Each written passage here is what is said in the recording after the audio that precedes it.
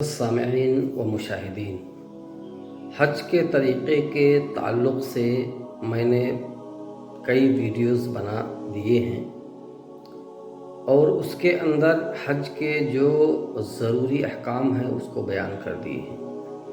اب میں اس ویڈیو میں آپ کو آپ کے گھر سے لے کر کے جب تک آپ کا حج نہیں ہو جاتا ہے ہر ایک عمل کے بارے میں تفصیل سے کیا مختصراً بتاؤں گا، جس کے نردیشن انسار اس کے روشنی میں آپ اپنے حج کو کریں۔ انشاءاللہ نیت اگر خالص رہی تو اللہ تبارک و تعالی آپ کے حج کو قبول کر لے گا۔ سب سے پہلے میں نے بتایا ہے اپنے پچھلے ویڈیو میں کہ آدمی کو نیت صحیح کر لینی چاہیے اور حقوق العباد میں سے جو ہے اس کو آدمی کو ادا کر دینا چاہیے، لوگوں سے غلطیوں کی معافی مانگ لینی چاہیے۔ اور اس کے بعد اب اس ویڈیو میں بتانا چاہتا ہوں ترتیب کے ساتھ کہ آپ کیا کریں گے۔ سب سے پہلے حج کے شرائط کیا ہیں، کن لوگوں پر حج واجب ہوتا ہے۔ تو اس کے لیے ضروری ہے کہ آدمی مسلمان ہو، آدمی عاقل ہو، آدمی بالغ ہو۔ اگر آدمی مجنون ہے یا کافر ہے تو اس کا حج مقبول نہیں ہے پہلے سے، وہ چاہے جتنا حج کرے۔ ہاں بالغ نہ ہو، اگر بچہ ہو تو اس کا حج تو ہو جائے گا لیکن فرضیت ثابت نہیں ہوگی۔ اسی طریقے سے آدمی کو آزاد ہونا ضروری ہے، اگر وہ غلام ہے تو حج کیسے کرے گا۔ اسی طریقے سے استطاعت کا ہونا ضروری ہے، اگر آپ کے پاس طاقت نہیں ہے بدنی یا مالی تو آپ حج کیسے کرو گے۔ اسی طریقے سے عورتوں کے لیے ایک شرط اور بھی ہے اور وہ ہے محرم کا ہونا، کیونکہ اللہ کے نبی نے کہا ہے کہ اس سفر میں جب بھی عورت جائے، اور کچھ حدیثوں کے اندر آیا ہے کہ 3 دن کے سفر، اگر 3 دن کا سفر ہے تو اس کے ساتھ محرم کا ہونا ضروری ہے۔ لہذا عورت جب حج کے سفر پر جا رہی ہو تو اس کے لیے محرم کا ہونا ضروری ہے، یہ شرط ہے۔ ہاں اگر بغیر محرم کے عورت حج کرتی ہے حج تو ہو جائے گا، اس میں کوئی شک نہیں ہے، لیکن وہ گنہگار ہوگی اس سفر پر کہ اس نے بغیر محرم کے سفر کیا ہے۔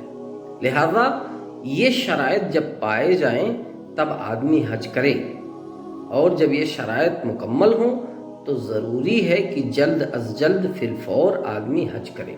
اچھا، آپ اب حج کرنے کے لیے جا رہے ہیں، سارے شرائط پورے ہو چکے ہیں، آپ نے فارم بھر دیا ہے، پاس بھی ہو گیا ہے، تو اب آپ کو کرنا کیا ہے؟ جب آپ کو بلایا جائے تو آپ گھر سے بھی احرام باندھ سکتے ہیں، اور جب کاٹھمانڈو میں ایئرپورٹ جانے لگے تب بھی احرام باندھ سکتے ہیں، کوئی حرج کی بات نہیں ہے۔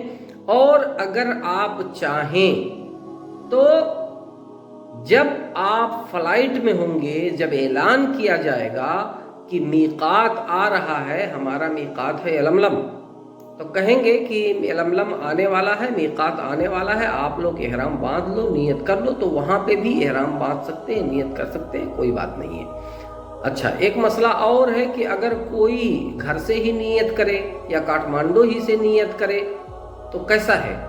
نیت کر سکتے ہیں، کوئی برائی نہیں ہے، نیت گھر سے بھی کر سکتے ہیں، کاٹھمانڈو سے بھی کر سکتے ہیں۔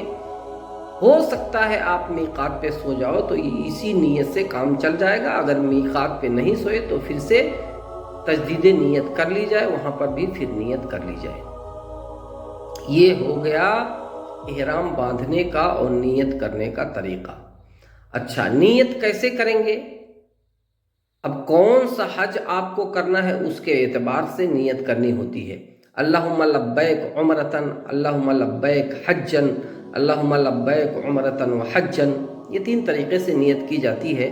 اور ہمارے یہاں کے لوگ جو جاتے ہیں عام طور سے وہ حج تمتع کرتے ہیں، اس وجہ سے جب آپ نیت کریں تو کہیں گے اللہم لبیک عمرتن، یعنی اے اللہ میں نیت کر رہا ہوں عمرہ کرنے کی، کیونکہ آپ پہلے عمرہ کرو گے، حج تو 8 ذی الحجہ کو حج کا احرام آپ باندھو گے، لہذا اللہم لبیک عمرتن کہیں گے۔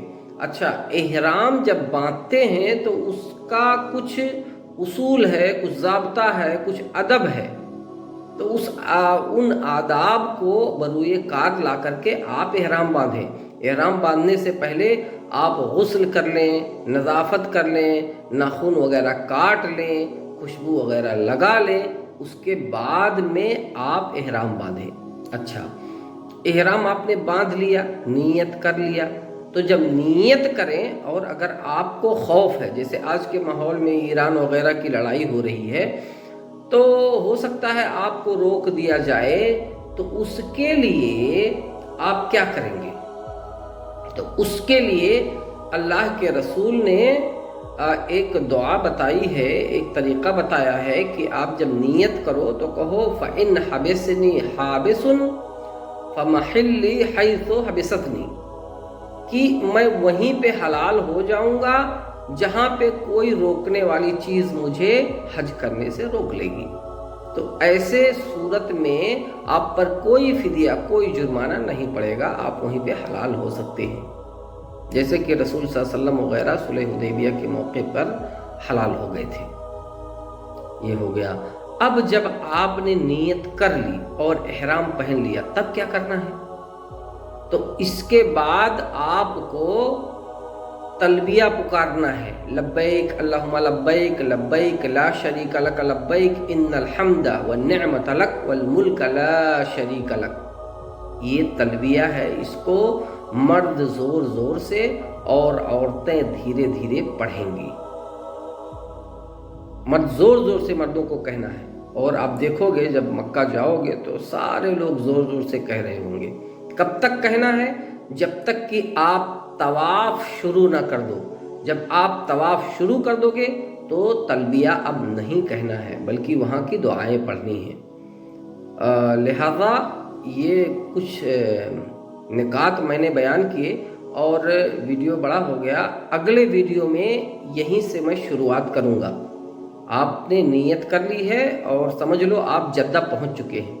اب جدہ پہنچنے کے بعد آپ کو کیا کرنا ہے وہ میں اگلے ویڈیو میں انشاءاللہ بتاؤں گا۔ اللہ سے دعا ہے کہ اللہ ہمارے نیک اعمال کو، حج اور عمرے کو قبول کرے، آمین۔